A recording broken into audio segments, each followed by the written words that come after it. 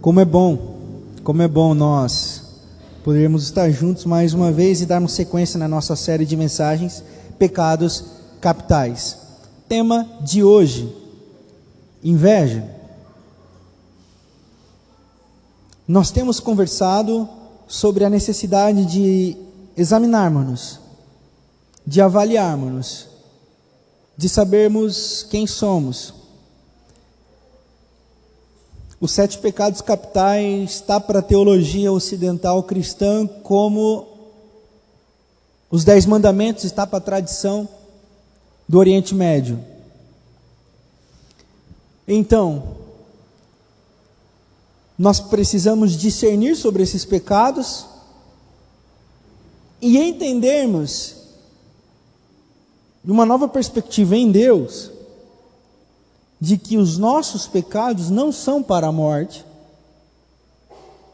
os nossos pecados não são para a perdição, e em Jesus, os nossos pecados moldam o nosso coração, fundamentados na graça, na misericórdia, e assim nós vamos nos tornando a imagem e semelhança de Jesus. Infelizmente, quando nós tratamos de pecado dentro do âmbito religioso, nós sempre tratamos numa perspectiva de um Deus punitivo, de um Deus vingador e de um Deus maquiavélico que está torcendo para a gente errar, para nos punir. Isso é tão inconsciente que toda vez que nós somos acometidos por uma coisa que não nos agrada, ou que foge do nosso controle, seja ela enfermidade, perder o emprego, alguma coisa assim, nós perguntamos, será que estamos em pecado? Será que Deus está me provando? Será que Deus está bravo comigo, pastor? O que será que Deus está querendo comigo com essa provação, né? E nós nos esquecemos do texto que diz que Deus não tenta ninguém. Mas a nossa cabeça, como eu falei aqui na primeira mensagem da série, a nossa cabeça entende-se mente, ela é tão programada para criar conexões, para dar razão ao que já está sedimentado dentro da gente, que nós vamos procurando todos os tipos de conexões para a gente continuar crendo naquilo que a gente sempre acreditou. Então o processo de libertação do Evangelho e o processo de libertação em Jesus Cristo é desconstruirmos, através do amor de Jesus, o paradigma da religião, de um Deus que mata, de um Deus que pune e de um Deus que tem propósito na morte.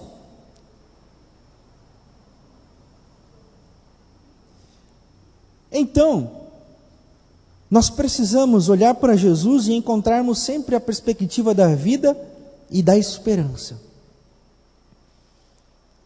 E quando nós examinamos os pecados capitais, ou os 7 pecados capitais, nós não estamos falando deles para a morte, nós não estamos falando deles para a punição, nós estamos falando deles para um processo de crescimento do propósito qual eu e você fomos criados. O nosso telós, o nosso propósito, sermos a imagem e semelhança de Jesus. Caio Fábio vai dizer assim, que o homem tem um propósito, ser homem. Então, os nossos erros em Jesus e pela graça e pela misericórdia, da qual nós acabamos de cantar, que chova sobre nós, moldam o nosso coração para que a gente encontre através de Jesus um caminho de nos tornarmos seres humanos melhores. E dito isso, o tema de hoje é inveja. E antes de lermos o texto base, eu estava lendo o texto, nós vamos abrir lá em Provérbios, no capítulo 14. O livro de Provérbios é um livro sapiencial. Pastor, o que é isso? É de comer? Não, sapiencial é um livro de sabedoria. Por ser um livro de sabedoria,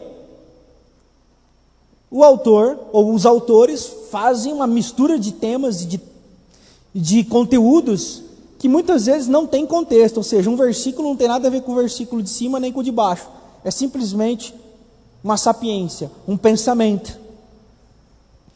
E eu convido você a pensar, primeiramente, no capítulo 14 de Provérbios, no versículo 8, que diz assim, ó: a sabedoria do homem prudente é discernir o seu caminho, mas a insensatez dos tolos é enganosa.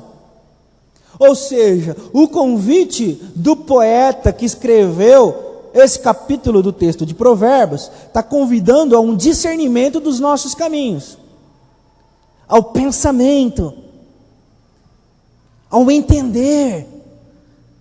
E o entender não é entender no sentido de dominar ou saber tudo. O entender é saber no que, para que existo, ou em quem, ou em o que eu estou existindo.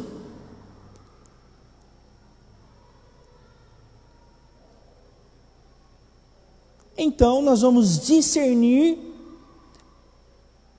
esse pecado que habita em nós. Aí você fala, pastor, em mim não. Em você sim.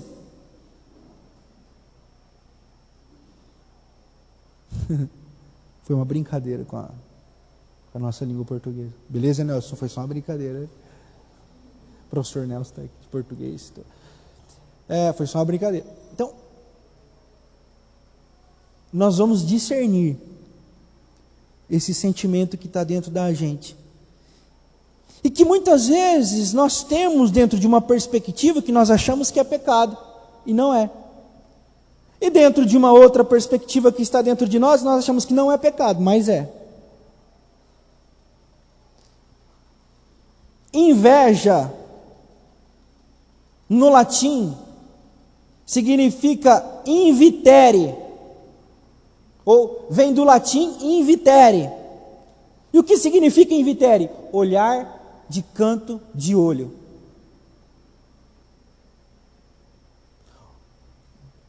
Na gíria do futebol chama olhar de 3 dedos. Olhar.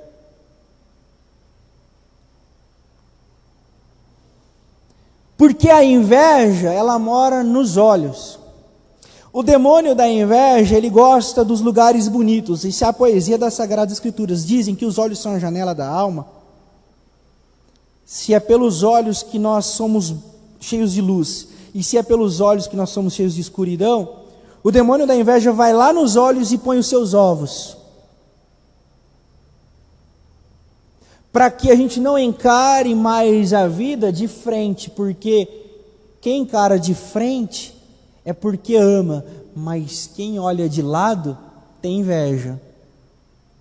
E o mesmo autor continua escrevendo no capítulo 14 de Provérbios, no versículo 30, e esse é o nosso texto básico para essa noite, uma poesia muito bonita e inspiradora. Diz assim, o coração em paz dá vida ao corpo, mas a inveja apodrece os ossos.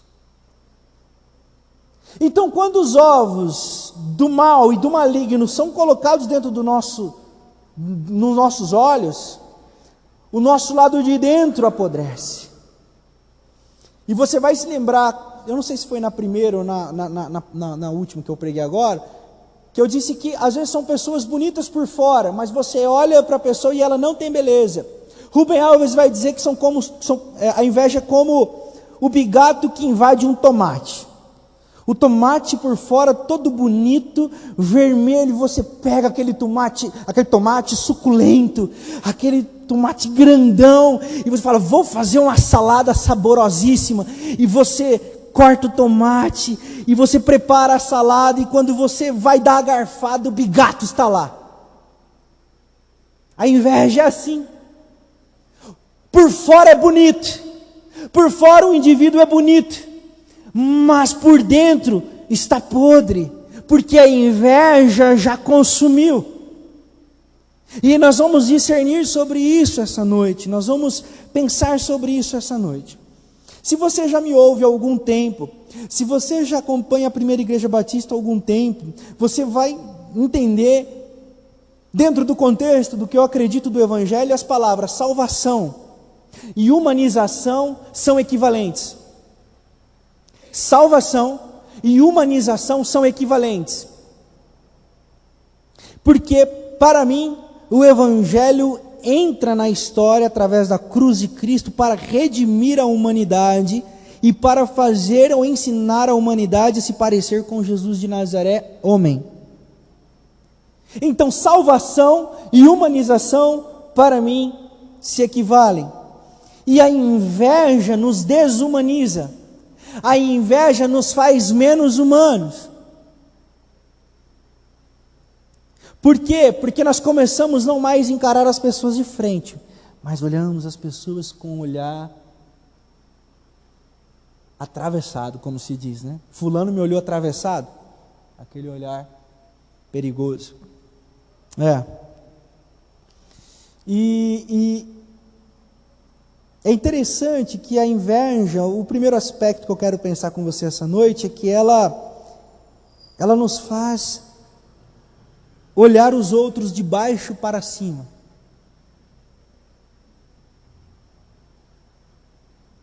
A inveja, ela entra no nosso olho e consome o nosso interior. Por quê? Primeiro, porque ela nos faz olhar as pessoas de baixo para cima.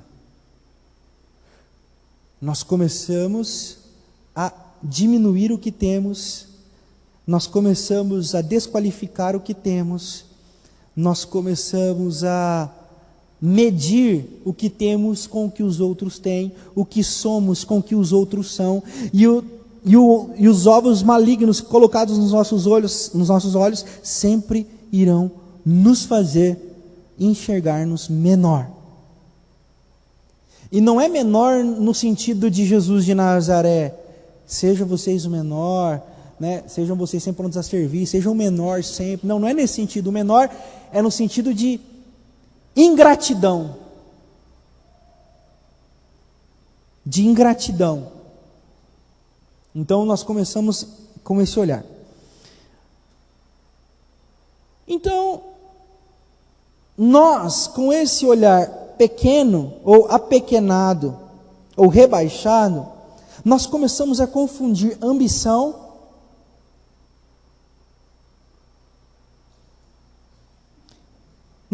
começamos a confundir ambição com síndrome de grandeza. O que eu quero dizer? Não é pecado você ser ambicioso, ambiciosa, querer crescer, progredir. O problema é quando você começa a querer ter as coisas porque todo mundo tem e você não tem, e você começa a se diminuir e o seu valor está no que você não tem. Então você se torna alguém que é movido por um olhar de diminuição, e isso começa a consumir você, e você vai pagar qualquer preço para ter o que você acha que você tem que ter, para ser o que você acha que você tem que ser. Isso te mata nos ossos. Por quê? Porque você perdeu a sua paz, e a inveja consumiu você por causa dos olhos. Por causa dos olhos. É por isso que o autor vai dizer: o coração em paz dá vida ao corpo, mas a inveja apodrece os ossos. Você se torna ganancioso, você se torna gananciosa. É tudo para você, agora tem que ser tudo para você. Isso é diferente de ambição. Isso é diferente de querer crescer na vida. Isso é diferente de querer ser alguém. A ganância, ela é um fruto da inveja, dos ovos da inveja. E é interessante que nós só invejamos aquilo que nos é par. Eu vou explicar. Eu, pastor Renato, não tenho inveja do médico, por exemplo.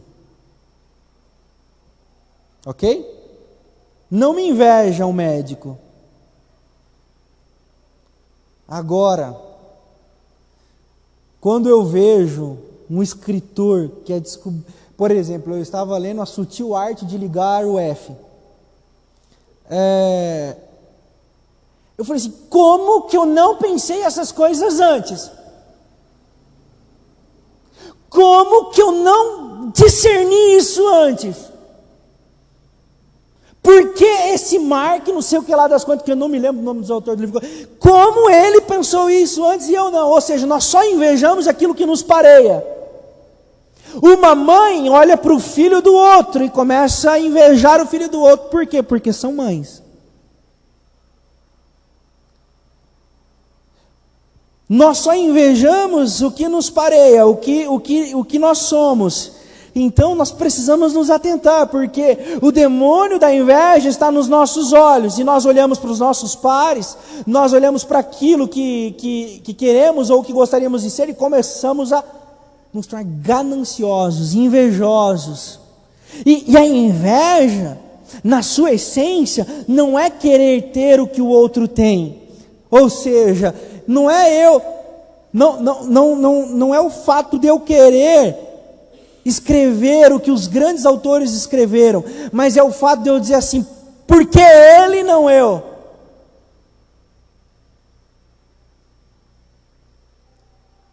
Porque, então eu começo a ser movido por uma raiva de que ele ou ela tem, e eu não.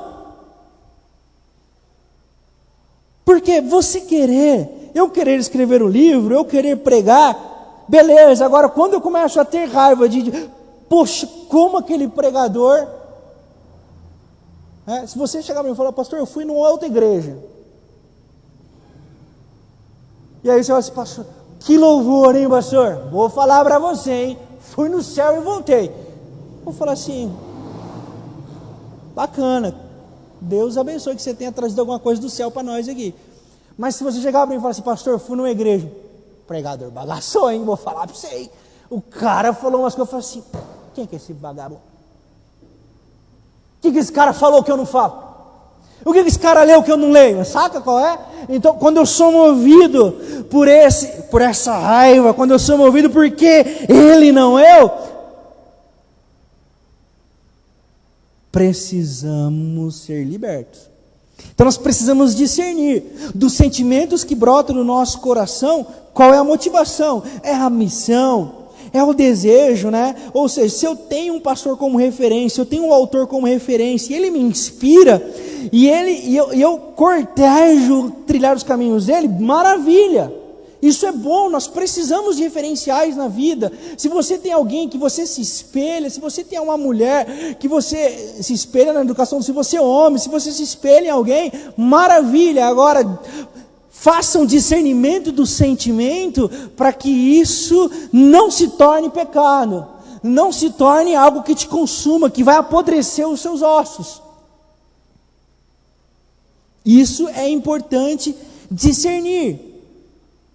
Porque a inveja, um outro ponto agora, nos deixa feios. Nós nos tornamos feios e feias do Senhor. Tem pregador que fala, nossa, o povo de Deus é lindo. Eu falo, eu não acho não. E não é por causa da roupa que veste. E não é por causa do cabelo que usa. É porque o olhar está invertido. Perdeu a beleza do espírito, porque não está discernindo. Não está discernindo. Está cobiçando, está perdendo a beleza de ser um Jesuizinho. Olha que bonito. Daí surge o nome cristão, né? Lá vão os pequenos cristinhos, os Jesuizinhos.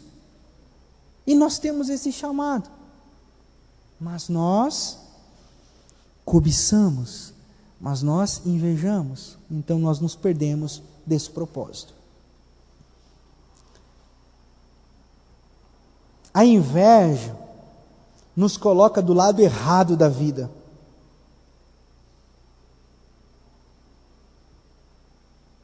É por isso que nós apodrecemos por dentro. Porque a inveja nos coloca do lado errado da vida. Pastor, o que é lado errado da vida? Fique tranquilo, não vou falar de direita e esquerda. Ninguém fala mais sobre corrupção, acabou o papo de corrupção. O lado errado da vida é uma má interpretação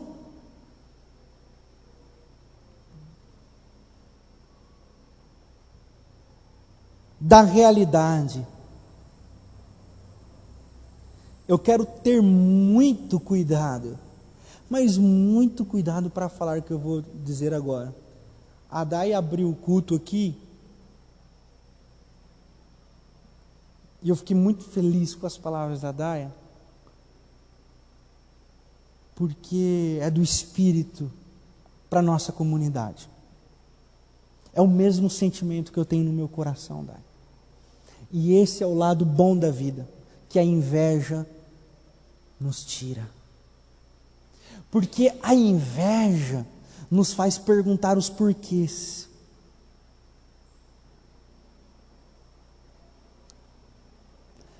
A inveja nos faz querer ver propósito em tudo. Na quinta-feira eu falei com a comunidade. Esse lance de que Deus tem um propósito para tudo. Esse lance de que fique tranquilo, Deus sabe o que faz. Rouba a gente do lado bom da vida e nos coloca à mercê do demônio da inveja, ir lá colocar os seus ovos nos nossos olhos, porque nós vamos perguntar: por que Deus fez isso comigo e não fez com fulano? Porque se eu chego para a mãe dos garotos do Flamengo e digo assim no velório: mamãe, fique tranquila, tá ok? Deus tem um propósito na morte do seu filho. Desse Deus, eu sou ateu. Me desculpa, eu me empolgo. Mas desse Deus eu sou ateu, de um Deus que precisa matar 10 garotos para trabalhar na vida de alguém, de um Deus que tem a alegria, a satisfação de um propósito, de carbonizar 10 crianças, para que um propósito lindo, maravilhoso, brote no coração dos familiares. Eu não quero esse Deus para mim. Eu não quero.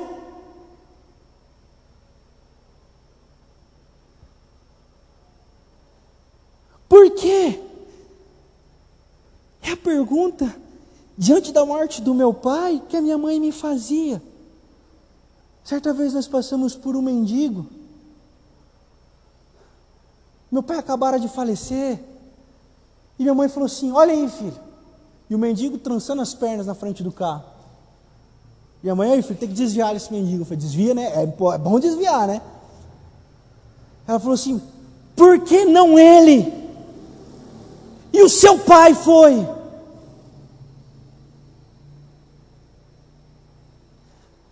A inveja é isso. A inveja nos coloca do lado errado da vida com as perguntas erradas. Porque nós vamos começar a invejar aqueles que não têm os nossos sofrimentos. E nós vamos começar a questionar a Deus. E depois, lá na frente, numa noite ou num culto, nós vamos nos sentir culpados por estar questionando a Deus. E o ciclo de morte, e o ciclo de incredulidade, o ciclo de opressão está fechado. Por quê? Eu não posso questionar a Deus, mas eu questiono a Deus. Eu não posso questionar a Deus, mas eu questiono a Deus. E eu fico nesse ciclo infernal. A inveja é um pecado capital porque ela põe vários ovos da ganância, do lado da feiura, e põe os ovos do lado errado da vida. Deus não mata ninguém. Deus não tem prazer na morte de ninguém. Deus está ao nosso lado nos dando coragem chorando as nossas lágrimas, consolando o nosso coração. Ele está conosco na dor.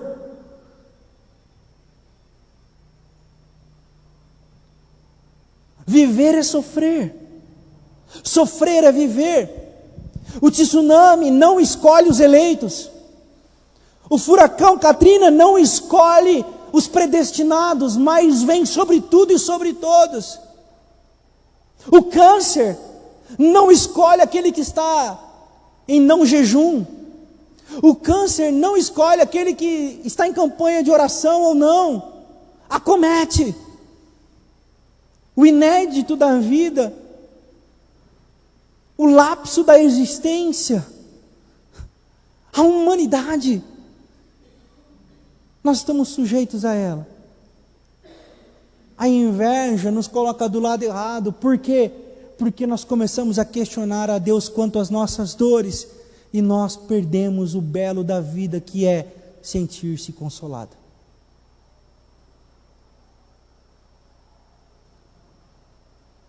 Sentir-se consolada. Eu não teria cara de pau de chegar no velório de uma mãe, de uma menina de 2 anos, e dizer: entenda o propósito de Deus para a sua vida. Deus me livre de dizer uma coisa dessa. Entenda os propósitos de Deus. Quem sabe Deus está querendo alguma coisa com você, de um Deus dessa ardilosidade.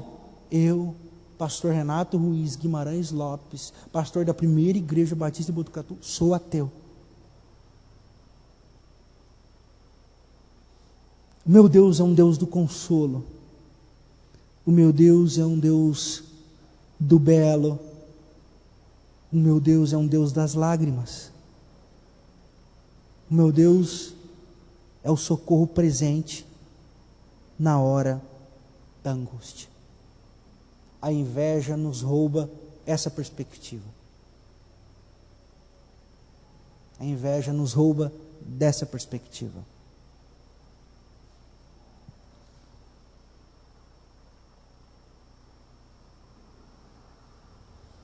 A inveja nos rouba do mistério da vida. A inveja nos rouba os ineditismos, a espontaneidade. Por quê? Porque ela contaminou os nossos olhos.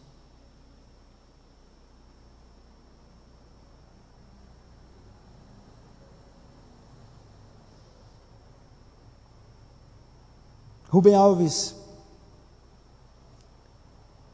ele tem uma seguinte história. 2 homens encontraram uma garrafa muito bonita. E nessa garrafa tinha um gênio. E eles limparam a garrafa, o gênio saiu. E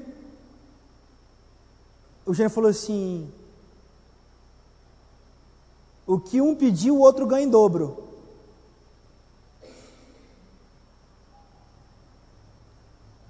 E ficou empurrando para o outro. Um era egoísta, o outro era ganancioso. O egoísta falava assim: se eu pedir, ele ganha em dobro. O ganancioso falava assim: se eu pedir, ele vai ganhar em dobro. E agora? Não, pede você primeiro, pede você primeiro, pede você primeiro. Aí o egoísta falou assim: não, eu vou pedir. Aí o gênio falou assim: lembre-se de tudo que você pedir, o outro ganha em dobro. Ele falou assim: beleza, pode furar um olho meu.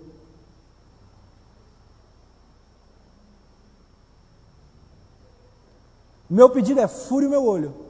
Um olho. A inveja é isso. A inveja é uma não felicidade. A inveja é um desejo de desgraça total. A inveja é um contentamento ao mal menor.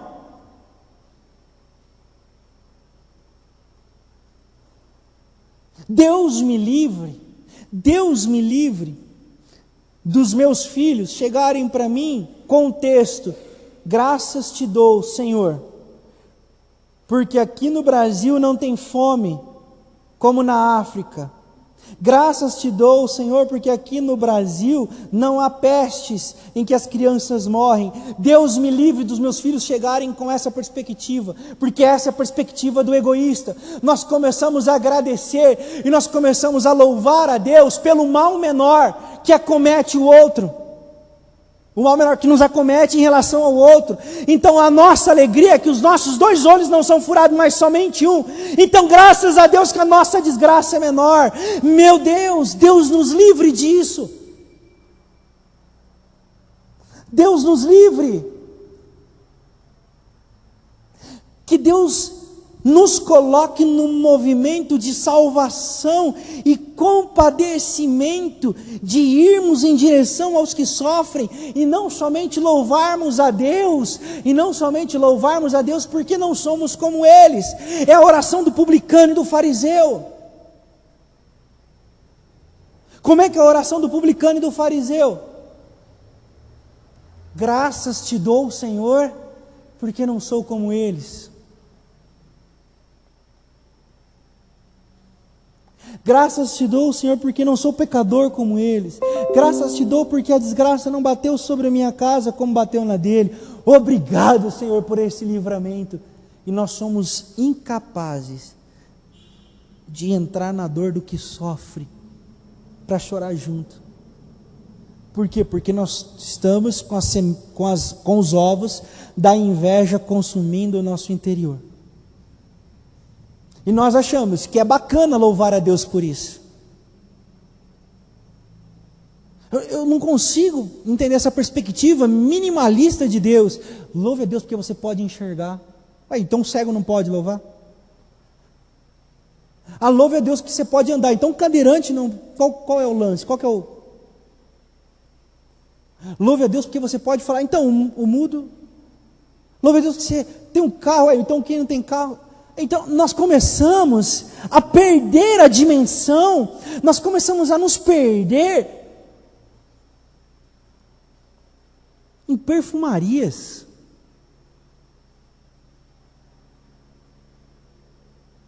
Começamos a perder o discernimento, começamos a perder a essência.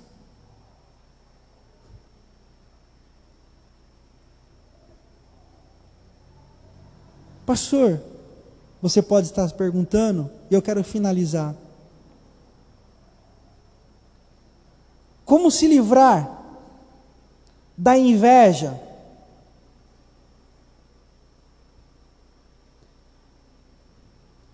Como tirar os ovos que o maligno colocou nos meus olhos? Não adianta clamar. Senhor, nessa noite eu tiro toda... Não adianta. É necessário discernimento. É necessário um autoexame. É necessário se prostrar. É necessário ir em direção ao outro. É necessário ir em direção aos que sofrem. É necessário parar de querer dar explicações com propósitos divinos para os que sofrem e abraçarmos, enxugarmos as lágrimas uns dos outros.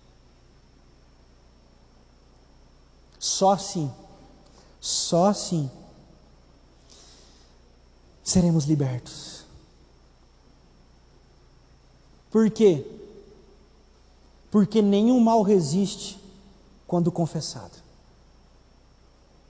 Nenhum mal permanece quando tem o seu nome dito em alto e bom som. É aí que ele sai. Por isso, se você não discernir e não disser o nome dele que está aí dentro de você, ele não vai sair. E os seus ossos vão apodrecer. E você vai se perder. É por isso que a mensagem da cruz é uma mensagem de arrependimento, irmãos. É por isso que a mensagem da cruz é uma mensagem de quebrantamento, meus irmãos e irmãs. É por isso que a mensagem da cruz é uma mensagem de redenção. Porque por nós mesmos, nós não conseguimos fazer isso. Somente à luz do Evangelho e do discernimento que o Espírito Santo dá para a gente. Por isso eu quero convidar você essa noite a discernir dentro de você esses sentimentos. Eu quero convidar você essa noite a discernir dentro de você as suas motivações. As suas palavras de consolo para quem sofre.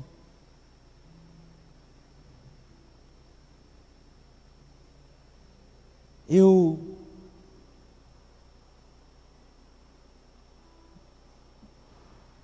cansei de ir em velórios e que o pessoal taca o terror em quem está vivo, às custas do que morreu, né? E se fosse você aqui, ó, e quando chegar a sua hora, você vai para onde? O fulano, a ciclana já não está mais entre nós, mas e você? O que você tem feito da sua vida? Aí Abraão, arrependei-vos, pois é chegado o reino dos céus. E toda vez que eu vou num velório que eu escuto essas palavras, eu lembro das palavras do apóstolo Paulo: nós não estamos chorando com os que choram. Nós estamos preocupados em convencer as pessoas da nossa fé. Nós somos tão paranoicos que nós queremos que as pessoas sintam o mesmo medo que a gente tem de Deus. E a gente vai contaminando todo mundo com o nosso medo mortal desse tal de Jeová aí.